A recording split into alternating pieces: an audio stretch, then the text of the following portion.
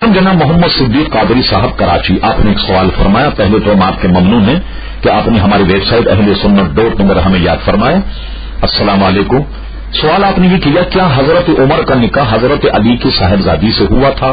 محترم محمد صدیق قادری صاحب، واضح ہو کہ ہماری کتابوں سے اور خود شیعہ حضرات کی کتابوں سے بھی یہ ثابت ہے کہ حضرت علی رضی اللہ عنہ کی ایک صاحبزادی جن کا نام ام کلثوم تھا، حضرت عمر رضی اللہ عنہ سے ان کا نکاح ہوا.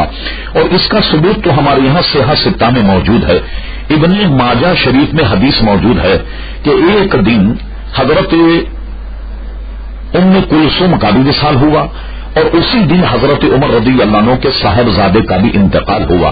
امام ابن ماجہ نے ہیڈنگ یہ لگائی کیا دو جنازے یا متعدد جنازے ایک نماز جنازہ میں پڑھے جا سکتے ہیں؟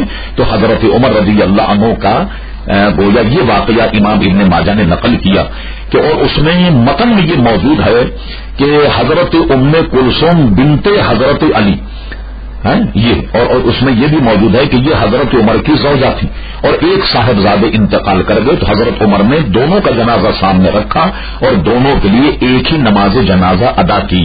تو ابن ماجہ نے ہرچن کی یہ حدیث نماز جنازہ میں نقل کی، مگر اس سے متن حدیث سے یہ پتہ لگ گیا کہ حضرت ام کلثوم کا نکاح حضرت علی رضی اللہ تعالیٰ عنہ سے ہوا اور اس پر مزید شواہد بھی موجود ہیں.